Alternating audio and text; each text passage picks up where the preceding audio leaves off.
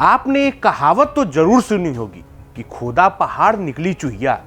अब आप सोच रहे होंगे कि ये बात हम क्यों कह रहे हैं। तो ये बात बीजेपी की नई टीम के ऐलान को लेकर है। साल 2047 के लिए टीम बन रही थी, पर टीम देख के सिर्फ यही लगा कि इस कोठी का अनाज उस कोठी में बस कर दिया गया है। इसमें चौंकाने वाली बात यह रही कि बीजेपी की नई टीम आने से कुछ घंटे पहले प्रवक्ता शहजाद पूनावाला ने पार्टी से इस्तीफा भी दे दिया। लेकिन जंतर मंतर वाले आंदोलन के बाद बीजेपी की आईटी सेल की तो सर्जरी ही हो गई, वो भी ऐसी सर्जरी कि अमित मालवीय समेत सभी की एक साथ छुट्टी हो गई।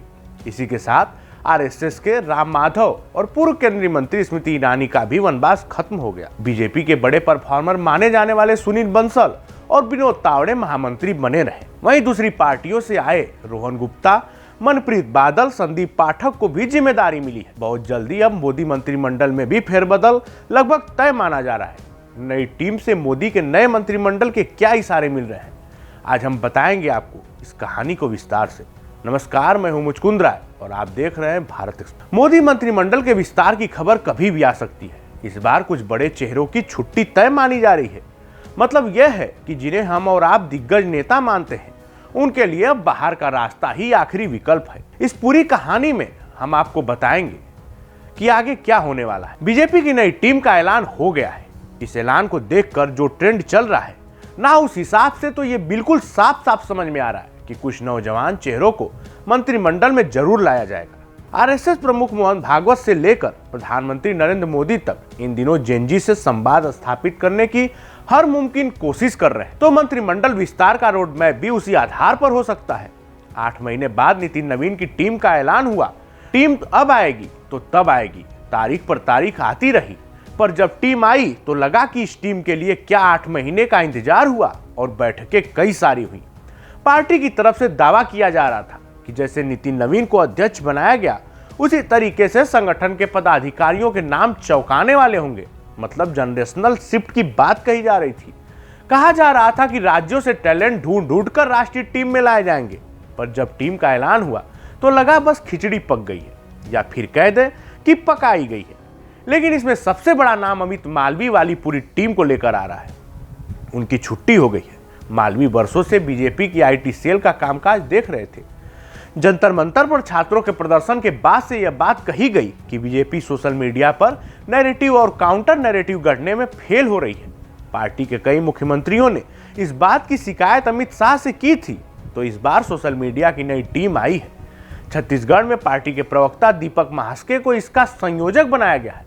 प्रीति गांधी, शिवानंद द्विवेदी, आलोक भट्ट और अरुण यादव को सह संयोजक बनाया गया है। हरियाणा के अरुण यादव भी कई बार अपने पोस्ट को लेकर विवादों में रहे हैं। वहीं यूपी के देवरिया के रहने वाले शिवन दब तक बैकूम बॉय के तौर पर काम कर रहे थे। अभी राष्ट्रीय प्रवक्ताओं और पैनलिस्ट की टीम नहीं आई है, पर इस लिस्ट के आने के बाद ऐसा लग रहा है कि इसमें भी फेरबदल होगा, बड़े पैमाने पर होगा। नए चेहरों को मौका मिल सकता है। लंबे समय के बाद पूर्व केंद्रीय मंत्री स्मृति ईरानी की मुख्य धारा में वापसी हुई है। इनके बारे में एक कहावत मशहूर है कि जब भी लगता है कि वह किनारे पर दी गई है, तभी वह बाउंस बैक करती है। अमेठी का लोकसभा चुनाव हारने के बाद से ही वे सीन से कमोबेश गायब थी, पर अब जब उन्हें पार्टी का महामंत्री बनाया गया है, केंद्र में शिक्षा, सूचना प्रसारण जैसे मंत्रालयों को संभाल चुकी ईरानी बंगाल चुनाव में भी एक्टिव रही थी। इससे पहले वह बीजेपी महिला मोर्चा की अध्यक्ष भी रह चुकी है। विवादों में रहे आरएसएस के राम माधव को भी घर वापसी हो गई। जम्मू कश्मीर चुनाव के समय से ही इस बात की चर्चा थी कि उनकी वापसी होगी। 2014 से 2020 तक माधव महासचिव थे, पर इस बार उन्हें उपाध्यक्ष बनाया गया है। राजस्थान की पूर्व मुख्यमंत्री वसुंधरा राजे सिंधिया को पार्टी हाईकमान हिला तक नहीं पाया। राष्ट्रीय उपाध्यक्ष के तौर पर उन्हें रिपीट किया गया है। बीजेपी के सेंट्रल ऑफिस से जो 6 पन्नों की लिस्ट जारी हुई, उसमें सबसे ऊपर वसुंधरा का ही नाम था।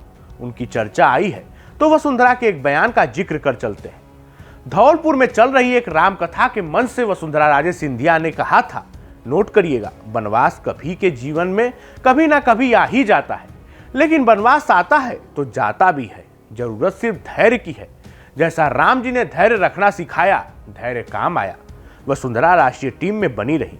वैसे राष्ट्रीय उपाध्यक्षों की टीम से कई लोगों की छुट्टी भी हुई है, जैसे लक्ष्मीकांत वाजपेयी, लता उसेंडी और सरोज पांडे। असम और बंगाल जैसे राज्यों में बीजेपी की जीत के नायक रहे सुनील बंसल अंगद की तरह पांव जमाने में कामयाब रहे। वे नई लिस्ट में भी राष्ट्रीय महामंत्री हैं और उनके साथ उनके सीनियर विनोद तावड़े भी, जो महाराष्ट्र से आते हैं। तावड़े बिहार के प्रभारी रहे। जब उनके नाम का ऐलान हो रहा था तो वे बीजेपी दफ्तर में अपने कमरे में ही थे। वहीं मिठाई आई और फिर मुंह मीठा कराया गया। इसी के साथ बात कर ले सतीश पुनिया की, तो उन पर अमित शाह की विशेष कृपा हो रही है। सिक्किम के राज्यपाल ओम माथुर के यहाँ एक वैवाहिक कार्यक्रम में अमित शाह ने उन्हें अपने पास बुलाकर लंबी बातचीत की थी।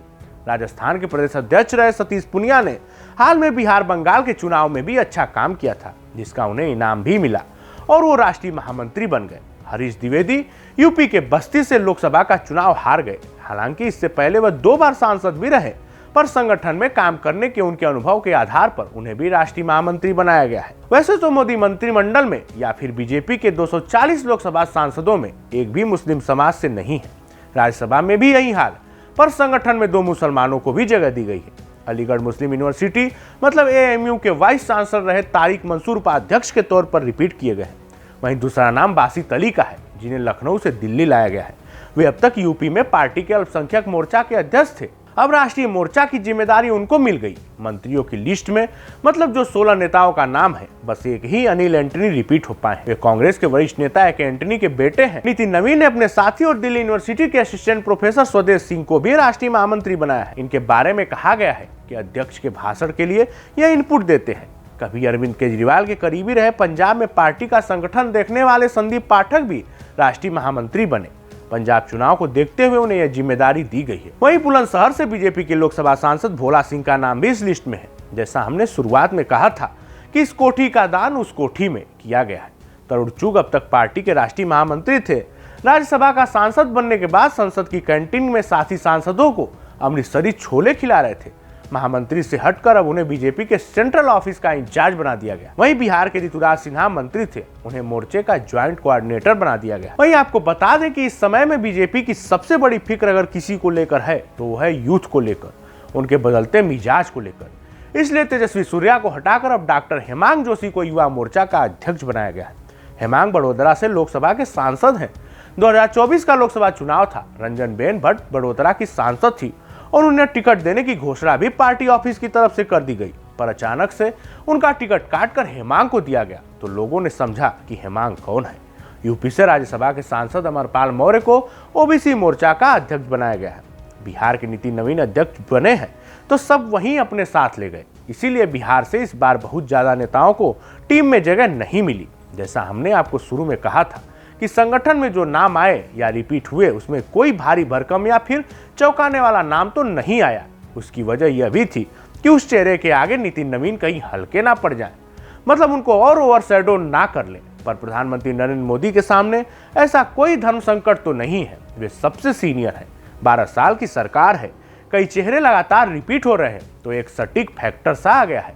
इसके आगे के बाद यह भी साफ हो गया है कि मोदी मंत्रिमंडल में नए लोग आएंगे, नौजवान और कुछ चौंकाने वाले नाम आएंगे, तो लोगों का भी सरकार को देखने का नजरिया बदलेगा।